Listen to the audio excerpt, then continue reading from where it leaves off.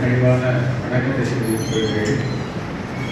என்னுடைய அன்பு சகோதரர் இயக்குனர் அவர்கள் என் மீது கொண்ட அன்பையும் பாசத்தையும் விட எங்களுடைய 40 ஆண்டுகால உறவை புதுப்பிக்கும் வகையில் நன்றியோடு என்னை நினைவு கொண்டது தாயுள்ளத்தோடு அவர் என் மீது காட்டுகிற அன்பை தான் வெளிப்படுத்துகிறது. அவர் என்னை புகழ்ந்த விதம் பார்க்கிற பொழுது நம்பியுடையான் படைக்கஞ்சான் என்று சொல்வதைப் போல நமக்கு இளைஞர்கள் இப்படியெல்லாம் இருந்தால் நாம் ஏற்றம் பெறலாம் என்கிற நம்பிக்கை நன்றாக வருகிறது. எனக்கு இந்த வாய்ப்பை வழங்கியதற்காகவே முதலில் நான் அவருக்கு நன்றி தெரிவிக்க வேண்டும்.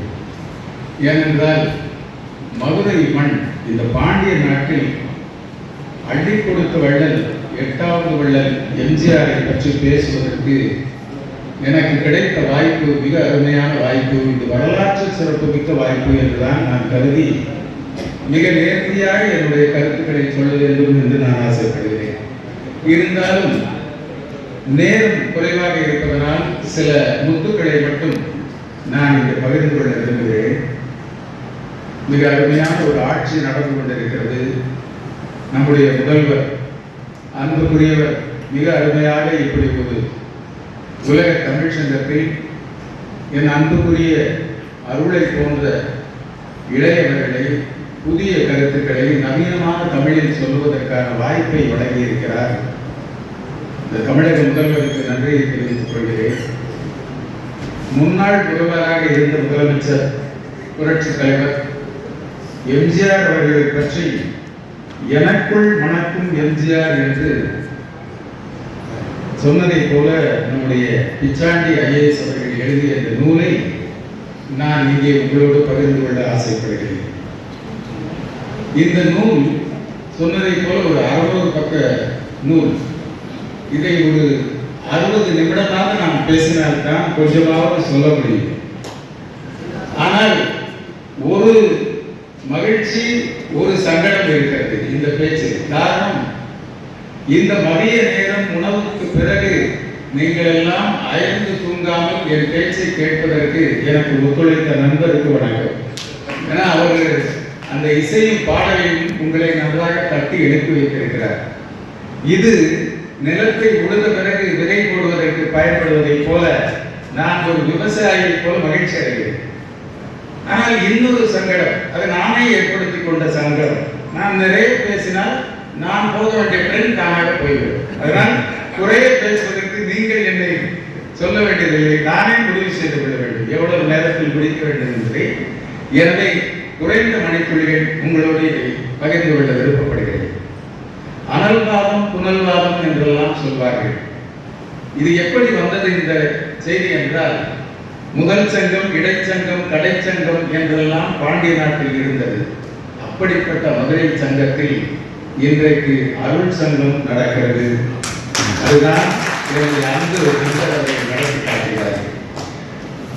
நாங்கள் பள்ளி அதாவது கல்லூரி நாட்களிலே பார்த்திருந்தால் கூட என் ஞானத்தந்தை என்று நான் எப்பொழுதுமே பொது உலகத்தில் சொல்லிக் கொள்கிற பெருமகனார் பேரறிஞர் அண்ணாவை போல தமிழ்நாட்டில் ஒரு பேரறிஞராக வாழ்ந்தவர் தான் அவை நடராஜன் அவர்கள். என்னை ஆதரித்து என் பேச்சை வளர்த்து என் பேச்சின் அருமையை புரிந்து கொண்டு இலக்கிய மேடைகளில் என்னை நிறைய பேச வைத்து என் சிந்தனையை தூண்டி நான் அதன் மூலமாக வளர்வதை பார்த்து எனக்கு சிந்தனை தென்றல் என்று பட்டம் தந்தவர் அவை நடராஜன் ஐயா அவர்கள். நான் அவர்களை, அதாவது ஒரு பெண்களை பார்த்து அவர்கள் அழகில் மயங்குவதை நான் பார்த்திருக்கிறேன். ஆனால் ஒரு ஆணின் அறிவை பார்த்து மயங்கி நான் இருந்தது அவை நடராஜன் ஐயாவை பார்த்துதான். பேசுகிற பொழுதெல்லாம் புதிய புதிய சிந்தனைகள், எழுத்துக்களை எப்படி கோர்க்க வேண்டும், எந்த வார்த்தைக்கு எவ்வளவு அழுத்தம் தர வேண்டும், என்ன மாத்திரையில் உச்சரிக்க வேண்டும், ஆயுத எழுத்தை எப்படி சொல்ல வேண்டும், மெல் எழுத்தை எப்படி சொல்ல வேண்டும், வல் எழுத்தை எப்படி சொல்ல வேண்டும் என்பதையெல்லாம் இலக்கணம் இலக்கியமும் கலந்து மொழி ஆய்வு செய்த ஒரு அறிஞர் தான் பேரறிஞர் எங்கள் பெருமகனார் அவை நடராஜன் ஐயா அவர்களை வணங்கித்தான் நாம் இதை தொடர்கிறோம். அவர்களுடைய ஆசையில் தான் நாங்கள் எல்லாம் தமிழை கற்றுக்கொண்டு இளைஞராக இருக்கிற பொழுதே இந்த வேலைக்கு வந்துவிட்டோம். பொதுப்பணியை நிறைவேற்றி நான் ஒரு கதராடை அணிகிற தேசிய குடும்பத்தை சேர்ந்தவர்.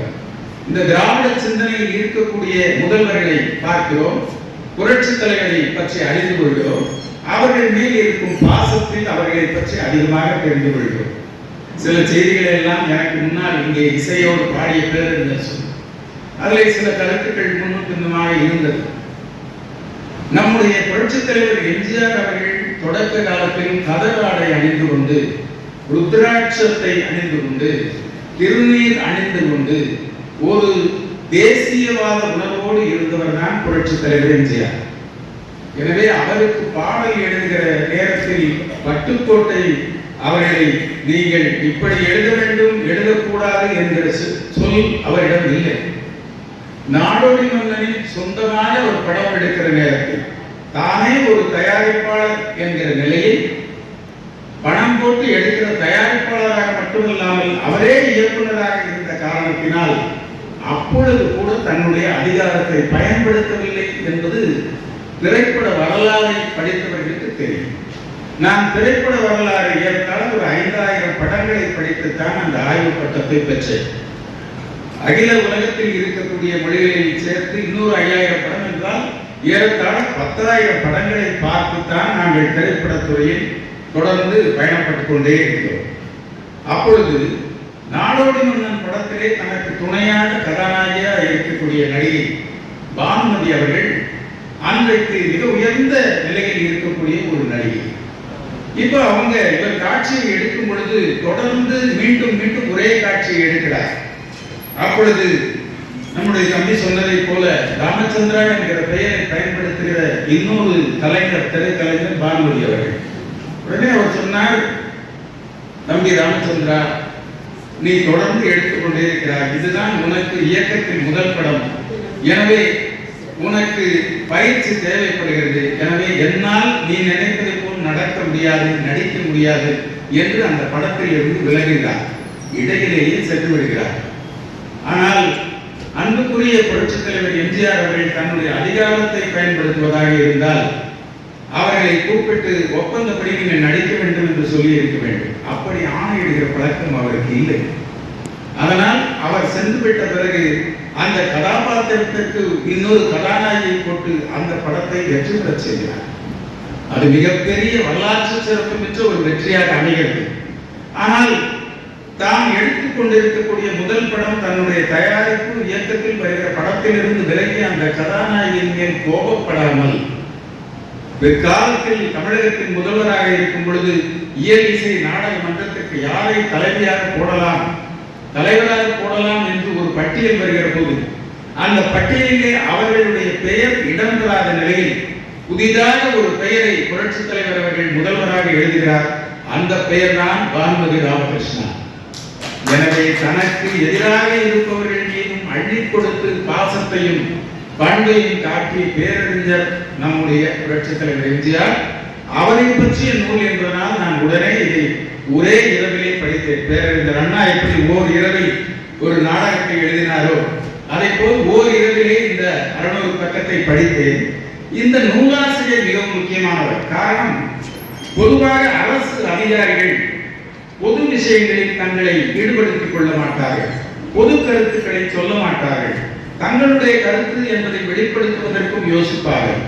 ஆனால் பிச்சாண்டி ஐஏஎஸ் அவர்கள் சரியாக தமிழகத்தின் முதல்வராக இருந்த புரட்சித் தலைவர் எம்ஜிஆர் அவர்கள் 10 ஆண்டுகள் இருக்கும் பொழுது அவர் உடன் இருந்தவர் என்பதனால் நாங்கள் இதுவரைக்கும் புரட்சித் தலைவரை பற்றி தெரிந்து வைத்திருந்த கருத்துக்களை விட கூடுதலாக இன்னும் அக்யூரசி என்று சொல்லுவோமே, அதே போல் மிக சரியான புரட்சித் தலைவரை பற்றி ஒரு பார்வை இந்த நூலில் இருக்கிறது. எனவே இந்த நூலை அனைவரும் படிக்க வேண்டும்.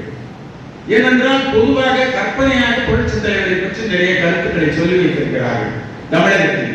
ஆனால் இவர் உடன் இருந்து என்ன ஆக்சுவல் ஃபேக்ட்ஸ் என்னவோ அதை மட்டும்தான் வெளிப்படுத்தி இருக்கிறார்.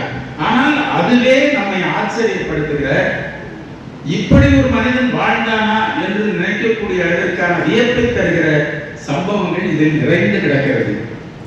இன்றைக்கு மகளிர் தினம்.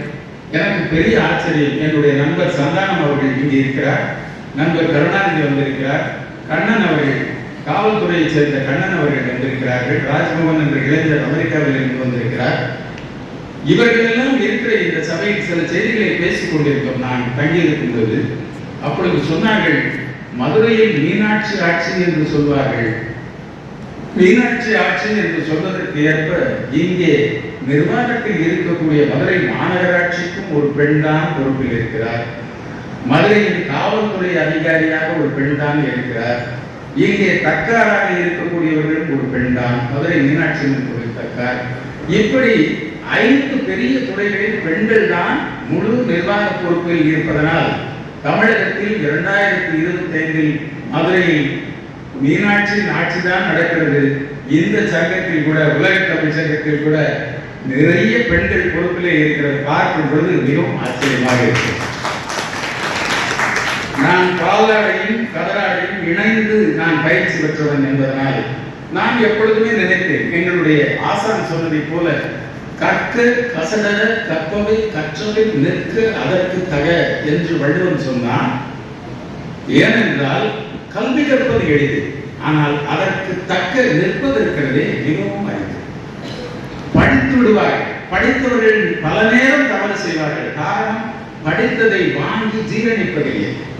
உள் வாங்கி அது என்ன சொல்லி இருக்கிறது என்று நிற்க வேண்டும் பாருங்கள், இதுதான் பெரிய செயல். அப்படி தான் கற்றவற்றை எல்லாம் உள்வாங்கி அதன்படி நின்றவர் தான் புரட்சி தலைவர் எம்ஜிஆர். அதனால்தான் அவருடைய கருத்துக்களை ஒரு தொகுத்து வழங்கி இருக்கிறார். இந்த திருவண்ணாமலையை சேர்ந்த இந்த நூலாசிரியருடைய சிறப்பு என்ன என்றால், அதாவது காலமும் கனிந்த காலம். அவர்கள் நூலாசிரியர் அவர்கள் பட்டப்படிப்பு வேண்டும் என்பதற்காக திருவண்ணாமலையிலிருந்து அவருடைய தந்தையோடு சென்னைக்கு வருகிறார். சென்னையிலே தலைமைச் செயலகத்தை ஒட்டி இருக்கக்கூடிய ஒரு இடத்தில் ஒரு பொது மனிதரை சந்திக்கிறார். அவரிடம் தந்தையும் மகனும் சொல்கிறார்கள், என் மகனுக்கு பட்டப்படிப்பு சேர்வதற்காக கல்லூரியில் இடம் வேண்டும், அதற்காக இங்கே வந்திருக்கிறோம், உங்களுக்கு யாரை தெரியும் என்று அந்த நண்பர் கேட்கிறார். உடனே அவர்கள், எங்களுக்கு யாரையும் தெரியாது. அப்பொழுது பேரறிஞர் அண்ணா அவர்கள் ஆட்சியில் இருக்கிறார். 67. யாரும் தெரியாது என்று சொல்கிறீர்கள், என்ன மதிப்பெண் வாங்கி இருக்கிறீர்கள் என்று கேட்கிறார். அந்த மதிப்பெண்ணை பார்த்தா நல்ல மதிப்பெண் வாங்கி இருக்கிறார் மாணவன். அப்ப அந்த மதிப்பெண்ணை பார்த்த அந்த பொது நலவாதி தற்செயலாக சந்தித்தவர், மாணவன் நல்ல மதிப்பெண் தானே வாங்கியிருக்கிறான், வாங்க கூட என்று அழைத்துக் கொண்டு நேராக தலைமைச் செயலகம் செல்கிறார். தலைமைச் செயலகத்துக்கு சென்றவுடன் இந்த மாணவன், நம்முடைய பிச்சாண்டி அவர்கள், கல்லூரியில் சேருவதற்காக இருக்கக்கூடிய மாணவன், அவர்கள் தந்தையும் யாரோ ஒருத்தர் நமக்கு உதவி செய்ய போட்டு போறாங்க, யாருக்கோ போட்டு போறாங்க, வாங்க போலான்னு தலைமைச் செயலகத்துக்கு வருகிறார். தலைமைச் செயலகத்துக்கு போனால் அழைத்து சென்றவர் நேராக எங்கே அழைத்து செல்கிறார் என்றால், தமிழகத்தை ஆண்டு கொண்டிருக்கிற பேரறிஞர் அண்ணாவின் அறைக்கு அழைத்து செல்கிறார். அழைத்து சென்று, இந்த மாணவன் நல்ல மதிப்பெண் வாங்கி இருக்கிறார், இவனுக்கு கல்லூரியில் இடம் வேண்டும் என்று கேட்கிறார். உடனே பேரறிஞர் அண்ணா அவர்கள் நாவலர் நெடுஞ்செழியன் அவர்களை வரவழைத்து, இவர்கள் கேட்கிற உதவியை செய்யுங்கள் என்று சொல்லி சட்டசபைக்குள் செல்கிறார்.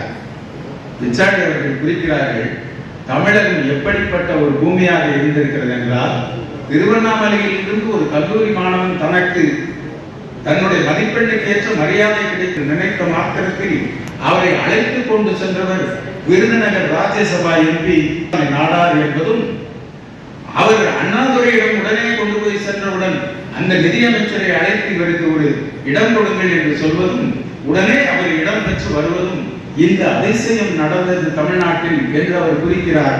எப்படிப்பட்ட ஆச்சரியம் பாருங்கள்.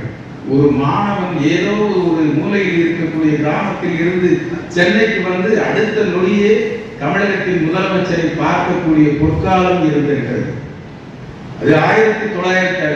அதே 1967 பேரறிஞர் அண்ணாவினால் கல்லூரி படிப்பிற்கு உள்ளே நுழைந்த பிச்சாண்டி அவர்கள் 1977 புரட்சி தலைவரின் உதவியாளராகவே ஆகிவிட்டார். காலம் எப்படி கணிந்தவருக்கு பொழுது அவரே வியப்பாக சொல்கிறார், எப்படி நடந்தது என்றே தெரியவில்லை. பேரறிஞர் அண்ணாவால் நான் கல்விக்குள் செல்கிறேன், கல்லூரி படிப்பை முடிக்கிறேன், புரட்சி தலைவரிடம் உதவியாளராக சேர்கிறேன். இதுல ரொம்ப ஆச்சரியம் என்னன்னா, புரட்சி தலைவரின் தனி செயலாளராக சேர வேண்டும் என்று இவருக்கு அழைப்பு வருகிறது. இவர் மாட்டேன்னு சொல்லியிருக்கார். தன்னுடைய உயர் அதிகாரிக்கு சொல்ல, இல்லைன்னு வேண்டாம், அது ரொம்ப சங்கடமான வேலை, நம்மளால முடியாது இருக்கிறார். உடனே அந்த உயர் அதிகாரி கேட்கிறார், என்ன பிரச்சனை, தமிழகத்தின் மிகப்பெரிய முதல்வர் அவர்கிட்ட உதவியாளராக இருக்கிறது உனக்கு என்ன பிரச்சனை வேண்டாம்னு சொல்லிடுறாரு. இந்த உயரதிகாரி போய் புரட்சி தலைவரிடம் அந்த தமிழக முதல்வரிடம் சொல்கிறார் எம்ஜிஆர். அவர் சேர்றதுக்கு கொஞ்சம் சங்கடப்படுறாரு. அவரை கூப்பிட்டு நான் பேசுறேன். கூப்பிட்டு கேட்கிறாரு, என்ன இல்லைங்க, நான் கிராமத்தில் இருந்து படித்து இங்கே வந்திருக்கிறேன், பெரிய வேலை அரசு பொறுப்பில் இருக்கிறேன், உங்களுக்கு கீழ் உதவியாளராக இருந்தால் ஊரில் இருக்கிற என்னை தெரிந்தவர்கள் எல்லாம், உறவினர்கள் எல்லாம், நண்பர்கள் எல்லாம் ஓடி வந்து இதை செய் அதை செய் என்று உதவி கேட்பார்கள். ஒரு பெரும் சங்கடத்தை ஏற்படுத்தும். அதனால் வேண்டாம் என்று சொல்லும். புரட்சித் தலைவர் எம்ஜிஆர் சொல்லியிருக்கிறார்கள், நாம் உயர்ந்து ஒரு இடத்திற்கு வந்தால் நம்மை சுற்றி இருக்கிற சமூகம் எல்லாம் நமக்கு கேட்கிற உதவிகளை எல்லாம் செய்வதற்குத்தான் நாம் படைக்கப்பட்டிருக்கிறோம். அதனால் நீ சங்கடப்படாது, என் உடன் இரு, யார் உதவி கேட்டாலும் என்னிடம் செய்யலாம் என்று சொல்லி வேலைக்கு அமர்த்திக் கொள்கிறார். அப்படிப்பட்ட முதல்வர் தான் புரட்சி தலைவர் எம்ஜிஆர். அப்படி வேலைக்கு சேர்த்து 10 ஆண்டுகள் இருக்கிறார். இது மகளிர் தினம் என்பதனால், மக்கள் கழகத்தை பற்றி பேசுவதற்கு வாய்ப்பு கிடைத்ததனால், இந்த மகளிர் தினத்தில் மகளிர் கழகமாக புரட்சி தலைவர் எப்படி இருந்தார் என்பதை நான் வரிசைப்படுத்தி இருக்கிறேன். பெண்களுக்கு எவ்வளவு அவர் பார்த்து பார்த்து செய்திருக்கிறார் அந்த புண்ணியவான் என்பதை நினைவு கூற வேண்டியிருக்கிறது. எப்படி என்றால், புரட்சி தலைவர் அவர்கள் தன்னுடைய தாயால் வளர்க்கப்பட்டவர், மதர்ஸ் க்ரோன் என்று சொல்வார்கள். ஒரு தாய் வளர்த்த பிள்ளைக்கும் தந்தை வளர்த்த பிள்ளைக்கும் நிறைய வித்தியாசம் இருக்கும். தாய் பாசத்தை ஊட்டி வளர்ப்பாள். யாரை பார்த்தாலும் பாசத்தை அள்ளி கொடுக்கிற பழக்கத்தை தாய் வளர்த்த பிள்ளைகளுக்கு இருக்கும். அப்படி பாசம் நிறைந்தவராக புரட்சி தலைவர் இருந்த காரணத்தினால் தான் வளர்ந்து உயர்ந்த நிலைக்கு வந்த பிறகு தன்னை போல் வறுமையில் எவரும் இருக்கக்கூடாது என்று நினைத்து எல்லோரும் எல்லாமும் பெற வேண்டும் என்கிற உயர்ந்த தத்துவத்தை நிலைநாட்டியவர் தான் புரட்சி தலைவர். அதை பல இடங்களில் கோடிட்டு காட்டுகிறார் பிச்சாண்டி அவர்கள். அவர் சொல்கிறார், ஒரு முறை பெண்கள் ஒரு நாள் இவர் வண்டியில கூட ஒன்னா போறாங்க, வெளியூர் முன்னிலையில் உட்கார்ந்து இருக்கிறார் நம்முடைய பிச்சாண்டி ஐயா அவர்கள். தமிழக முதல்வர் புரட்சி தலைவர் பின் இருக்கையில் இருக்கிறார், கார் செல்கிறது. அப்போ இவர் கேட்கிறார், பிச்சாண்டி கண்ணாடி திரைப்படத்துறையில் வந்தவர்கள் என்பதனால் அவருக்கு இருந்த அதே தமிழ் உணர்வு இவருக்கும் இருந்தது. இன்னும் கேட்டால் நம்ம நெருக்கமாக நம்முடைய பேரறிஞர் பெருந்தகையார் ஔவையார் ஐயா அவர்கள் தான் உடன் பணியாற்றினார் புரட்சி தலைவர். அதே நேரம் அப்பொழுதெல்லாம் புரட்சி தலைவருக்கு ஏற்படுகிற எந்த சந்தேகங்கள், தமிழிலே இலக்கணமோ இலக்கிய சந்தேகங்கள் வருகிற பொழுது, ஐயப்பாடுகள் வருகிற பொழுது உடனே பிச்சாண்டி அவர்களை அழைத்து ஔவை அவர்களுக்கு கேளுங்கள், இதற்கான கருத்தை என்று சொல்வார்கள். ஒரு முறை கேட்டிருக்கிறார், ரிஸ்க் என்று ஒரு வார்த்தை இருக்கிறது ஆங்கிலத்தில். இந்த ரிஸ்க் என்ற வார்த்தைக்கு தமிழ் என்ன என்று பிச்சாண்டியிடம் கேட்டிருக்கிறார். உடனே பிச்சாண்டி அவர்கள் இடையூறு, தடை, குறுக்கல், இப்படி பல வார்த்தைகள் சொல்லியிருக்கிறார். அப்போ புரட்சி தலைவர் சொல்லியிருக்கிறார், எம்ஜிஆர் அவர்கள் சொல்லியிருக்கிறார், வேண்டாம் நம்முடைய அவை அவர்களிடம் சென்று கேளுங்கள், அவர் சரியாக சொல்வார் என்று சொன்னார். உடனே அவை ஐயா சொல்லியிருக்கார்கள், இடர் என்று ஒரு வார்த்தை இருக்கிறது என்று சொல்லியிருக்கிறார். உடனே ரிஸ்க் என்பதற்கு இடர் என்பது மிகச்சரியான வார்த்தையாக இருக்கு, இனிமேல் அதை பயன்படுத்துங்கள் என்று சொல்லியிருக்கிறார். இப்படி மொழிக்காக அவர் எடுத்துக்கொண்ட முயற்சிகளை எல்லாம் இந்த நூலில் படிக்கிற பொழுது நாம் சொல்லுகிறோம் வேற்றுமொழிக்காரர் என்று சொல்லி.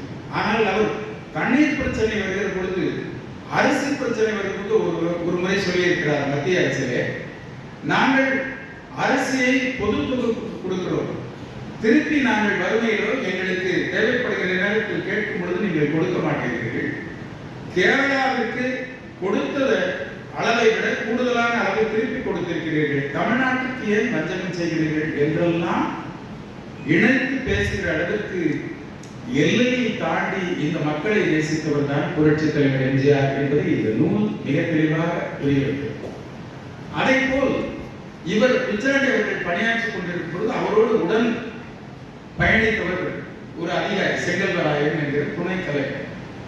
அவர் உளுந்தூர்பேட்டையில் இருக்கக்கூடிய ஒரு சர்க்கரை ஆலையை உருவாக்குவதற்கான முயற்சியில் இருக்கிறார். ஆனால் 5 ஆண்டுகள் அவர் பணி முடிக்கிற நேரத்தில் சர்க்கரை ஆலை வருவதற்கு முன்னால் அவர் இறந்து விடுகிறார். அந்த சர்க்கரை ஆலையின் திறப்பு விழாவிற்காக புரட்சி தலைவர் அவர்கள் முதல்வர் என்கிற முறையில் செல்கிறார். இப்பொழுது பிச்சாண்டி அவர்கள் தன்னுடைய நண்பர் அந்த இடத்தில் அந்த சர்க்கரை ஆலை உருவாக்குவதற்கு மிகப்பெரிய பணி செய்திருக்கிறார். எனவே அதை புரட்சி தலைவரிடம் சொன்னால் அந்த குடும்பத்திற்கு ஏதாவது நல்லது செய்வார் என்கிற காரணத்தினால் அதை சொல்ல நினைக்கிறார், மறந்து விடுகிறார். இப்பொழுது உளுந்தூர்பேட்டையிலே தங்கி இருக்கிறார். இங்கே இருந்து பிச்சாண்டி அவர்கள் தொலைபேசியிலே பேசி சொல்கிறார், பேசினா என்ன பிஎஸ் என்று சொல்வார்கள். பரமசிவம் ஐஏஎஸ் அவர்கள் அங்கே இருக்கிறார். அவரிடம் பேச வேண்டும் என்று கேட்கிறார். அந்த இடத்தில் இருக்கிறவர்கள் தொலைபேசி எடுத்து பிச்சாண்டி ஐஏஎஸ் பேசுகிறீர்கள், பரமசிவம் அவர்கள் குளித்துக் கொண்டிருக்கிறார், எனவே இருங்கள் நான் தருகிறேன் என்று சொல்லி தொலைபேசியை வாங்குகிறார். தொலைபேசி வாங்கினால் அந்த தொலைபேசிக்கு வருகிறவர் தமிழகத்தின் முதல்வர் புரட்சித் தலைவர் போனை எடுத்து, சொல்லுங்க பிச்சாண்டி, என்ன விஷயம்? பரமசிவம் குளிச்சுக்கிட்டு இருக்காரு, அவர்கிட்ட எதுவும் தகவல் சொல்லணுமா, என்கிட்ட சொல்லணுமான்னு கேட்கிறார். உடனே இல்லையா, உங்ககிட்ட தான் சொல்லணும், அதை பரமசிவத்திட்ட சொல்லணும் அப்படின்னு. இல்ல பிச்சாண்டி, பரமசிவத்திட்டம் சொல்லுவ விஷயமாக இருந்தால் அவரிடம் கொடுக்கிறேன், அவர் மூலமாக எனக்கு சொல்றேன், நான் போன் எடுத்துட்டேன், எனக்கே சொல் என்று சொல்கிறார். உடனே ஐயா ஒண்ணும் இல்லைங்க, என்னுடைய நண்பர் செங்கல்வராயன் அவர்கள் அந்த சர்க்கரை ஆலைக்காக பெரும் உதவி செய்தார், அவர் திடீரென மறைந்து விட்டார், அவருடைய குடும்பம் நிராகரியாக இருக்கிறது, ஏதாவது நீங்கள் உதவி செய்ய வேண்டும் என்று சொன்னவுடன் அமைதியாக சரி என்று சொல்லிவிட்டு அன்று மாலை நடந்த விழாவில் அந்த சர்க்கரை ஆலைக்கு அந்த சர்க்கரை ஆலை உருவாக்குவதற்கு பயன்பட்ட அந்த அதிகாரியின் பெயரை அடிக்கல் நாட்டுகிறார். செங்கல்வராயன் சர்க்கரை ஆலை என்று பெயரை சொல்கிறார். இதெல்லாம் நடக்குமா? ஒரு பெயரை ஒரு சர்க்கரை ஆலைக்கு சொல்வது என்றால் எவ்வளவு பெரிய வேலை! இதை காட்டிலும் அந்த இறந்து போன அந்த அதிகாரியின் மனைவியை கூப்பிட்டு அவர்கள் தெலுங்கு மொழி பேசுகிறவர்கள், உடனே தெலுங்கு மொழி பேசுகிறவர்களுக்கு தெலுங்கிலே ஆசிரியர் பணியை உருவாக்கி தருகிறார். 50,000 ரூபாய் பணம் தருகிறார், வீடு தருகிறார். 50,000 பணத்தை குறிக்கிறார் அவர். பிச்சாண்டி அவர்கள் சொல்கிறார், அன்றைக்கு கலெக்டருக்கு கூட 1000 குறைவாகத்தான் மாத சம்பளம் என்றால் 50,000 ரூபாய் என்பது எவ்வளவு பெரிய பணம்! இப்படி அள்ளி கொடுத்து அன்று மாலை நிகழ்ச்சி முடிந்த பிறகு புரட்சித் தலைவர் அவர்கள் பிச்சாண்டிக்கு தொலைபேசுகிறார். நான் எம்ஜி ராமச்சந்திரன் பேசுகிறேன், பிச்சாண்டி நீ சொன்னதை செய்துவிட்டேன், நீ சொல்லாததையும் செய்திருக்கிறேன் என்று போனை வைக்கிறார். இப்படி அள்ளி கொடுத்த வள்ளலை பெற்று எக்கச்சக்கமான செய்திகள் இருக்கிறது. நேரம் போதாது, நான் மெய்மறந்து அருளையா முன்னாடி பேசுகிறோம் என்கிற ஆர்வத்தில் பேசினார், என்னுடைய ரயில் வண்டி போய்விடும், எனவே இந்த வாய்ப்பை தான் இன்னும் இருக்க. ஆனால் இப்படி மிகப்பெரிய செய்திகள் ஒவ்வொன்றையும் படிக்கும் பொழுது நமக்கு இதயபூர்வமாக எப்படி ஆட்சியை நடத்தியிருக்கிறார் என்பதை பார்க்க முடிகிறது. அதே போல் எம்எல்ஏ முனிரத்னம் அவர்கள் 3 முறை எம்எல்ஏவாக இருந்தவர். அவர் முதல் முறை எம்எல்ஏவாக இருக்கும்போது புரட்சித் தலைவர் அவர்கள் தன்னுடைய வீட்டுக்கு வர வேண்டும் என்று பல முறை கூப்பிடுகிறார், ஆனால் போக முடியவில்லை, நேரம் கிடைக்கவில்லை. அப்பொழுது ஒரு முறை அரசு பணியாக அந்த பகுதியிலே போகும்போது புரட்சித் தலைவர் அவர்கள் கேட்கிறார், முனிரத்னம் உங்க வீடு இங்க பக்கத்துல தானே இருக்கு, வாங்க போலாம் அப்படிங்கிறாரு. இப்ப முனிரத்னத்துக்கு என்னன்னா, புரட்சித் தலைவர் எம்ஜிஆர் அவர்கள் தன்னுடைய தலைவன், தன்னுடைய தமிழகத்தின் முதல்வர் வருகிற நேரத்தில் முன்னேற்பாடு இல்லாமல் வீட்டுக்கு எப்படி கூட்டு போகிறது என்று தயங்குகிறார். பரவாயில்ல வாங்க அப்படின்னு சொல்லி, உங்களுடைய தந்தை இங்கே தானே இருக்கிறார், தந்தையை கூப்பிட்டு அவரை உட்கார வைத்துட்டு வழியை காட்டுங்கள் என்று சர்வசாதாரணமாக ஒரு சாதாரண மனிதனை போல் நேராக வீட்டுக்கு செல்கிறார். வீட்டுக்கு போனா அன்றைக்கு சனிக்கிழமை, அதனால சைவ உணவு. உடனே உட்காருகிறார், உணவு கொடுக்கிறார்கள், சாப்பிடுகிறார், சைவ உணவை சாப்பிடுகிறார். கீரை கடைசியில் அவங்க அம்மா செஞ்சது கொடுக்குறாங்க, அதை சாப்பிட்டு விட்டு, எனக்கு ரொம்ப நாளைக்கு அப்புறம் சைவ உணவு சாப்பிடுகிறேன் உங்க வீட்டுல, இந்த கீரை கடைசல் மிக நன்றாக இருக்கிறது, இதை சமைத்தது யார் என்று கேட்கிறார். முனிரத்னம் எம்எல்ஏ அவர்கள் சட்டமன்ற உறுப்பினர் சொல்லி, எங்க அம்மா தான் அதை சமைச்சாங்கன்னு, அம்மாவை கூப்பிடுங்கன்னு சொல்லி இதை எப்படி செய்யணும் என்று 10 நிமிடம் அவர்களுடைய சமையல் ஆலோசனையை கேட்டு, இதே போல் நானும் வீட்டிலே சென்று இந்த அறிவுரையை சொல்லி என் சமையல்காரனை இதே போல் ஒரு கீரை கடைசலை செய்ய சொல்லி சாப்பிட வேண்டும் அம்மா என்று அந்த அம்மாவிடம் சொல்லி சென்றிருக்கிறார். அவர்கள் மறைகிற வரை அந்த அம்மா சொல்லி இருக்கிறார்கள், நான் புரட்சித் தலைவர் எம்ஜிஆர் அவர்கள் கீரை வைப்பதை நான் தான் சொல்லிக் கொடுத்தேன் என்று அவர்கள் ஆயுள் முழுவதும் சந்தோஷப்பட்டார்கள் என்று சொன்னால், பெண்களின் மனதை புரிந்து வைத்திருக்கிற பேராசானாக இருக்கிறார் புரட்சித் தலைவர் எம்ஜிஆர். அதேபோல் பிச்சாண்டி அவர்கள் குறிப்பிடுகிற ஒரு நூலாசிரியர் எந்த பொய்யோ கற்பனையோ சேர்க்காமல் ஒரு நூலை எழுதுவது என்பது அவ்வளவு எளிதல்ல. நமக்கே தோன்றும், ஒன்றுக்கு 2ஆக கூடுதலாக சொல்லிவிடுவோம். இப்ப நம்ம சொல்லுவோம், நான் வரும்போது 10 பேர் என்னை வரவேற்றார்கள் என்று சொல்ல நம்ம ஆசைப்படுவோம். 2 பேர் தான் வரவேற்றிருப்பார்கள், ஆனால் சொல்வது ஒரு 50 பேர் காத்திருந்தாங்க நான் வர்றதுக்குன்னு சொல்லுவோம். இந்த மனித இயல்பை தாண்டி ஒரு புத்தகம் எழுதிய ஆசிரியர் கற்பனை கலக்காமல் நிறைய செய்திகளை இப்படி அடுக்கிக் கொண்டே வருகிறார். புரட்சித் தலைவர் ஒரு முறை ஒரு பெண் அவர்களுடைய தோட்டத்திலே வந்து காத்திருக்கிறார். ஒரு மகன் 20 வயது மகனோடு அந்த பெண் இருக்கிறார். ஒரு விதவை தாய் இருக்கிறார். புரட்சித் தலைவர்கள் வரிசைகளை பார்த்துவிட்டு அந்த எண்ணை பார்த்துட்டு என்னமா அவங்களுக்கு பிரச்சனைங்கிறார். என் கணவர் அரசு பணியில் இருந்தால் மறைந்து விட்டார், அவருக்கு உதவி செய்ய வேண்டும் என்று சொல்கிறார்கள். உடனே சரி என்று சொல்லி தன் தலைமைச் செயலருக்கு அழைத்து கேட்கிறார். அப்பொழுது சொல்கிறார்கள், இந்த பெண்ணுடைய இந்த தாய்மாருடைய கணவர் இறந்து விட்டார். ஆனால் அவர் பணியில் இறக்கிற பொழுது அவருடைய மகன், ஒரே மகனுக்கு வயது குறை 18 நிரம்பி இருந்தால் தான் அரசு வேலை தர முடியும். வயது குறைவாக இருக்கிறது. எனவே அப்பொழுது அந்த கருணை அடிப்படையிலே அந்த வேலையை பெற முடியவில்லை. அதன் பிறகு அரசின் அதிகாரம் என்ன சொல்கிறது என்றால், அரசின் சட்டம் ஒருவர் இறந்துவிட்டால் அரசு பணியில் இருக்கும் பொழுது இறந்துவிட்டால் ஓராண்டுகளுக்குள் உங்களுடைய கருணை அடிப்படையில் உங்களுடைய உதவிகளை கேட்டுக்கொள்ள வேண்டும் என்ற அரசாணை இருக்கிறது என்று அதிகாரிகள் சொல்கிறார்கள். அப்பொழுது புரட்சி தலைவர் சொல்கிறார், ஒரு அரசு பணியில் இருக்கக்கூடிய ஒரு அதிகாரி தன்னுடைய மனைவியின் குழந்தை விட்டு திடீரென்று மறைந்து விட்டால் இவ்வளவு சட்டங்கள் அவற்றை பேசுவதற்கான வாய்ப்பை வழங்கியதற்கும் இன்னும் கூடுதலான நேரத்தை வழங்கிய நம்முடைய தமிழ்மகனார் அருள் ஐயா அவர்களுக்கு எனது நன்றியை தெரிவித்துக் கொண்டு, இன்னொரு சந்தர்ப்பத்தில் இவர்கள் இசை நிகழ்ச்சியை போல் நான் நீண்ட பேச்சை இங்கே செய்தேன். இந்த வாய்ப்புக்கு பெரும் நன்றியை கூறி நூலாசிரியருக்கும் என்னுடைய அன்பு சகோதரர் அருள் ஐயா அவர்களுக்கும் எனக்கு நன்றியை தெரிவித்து அனைவருக்கும் நன்றி தெரிவித்து, பொறுமையோடு கேட்டீர்கள்.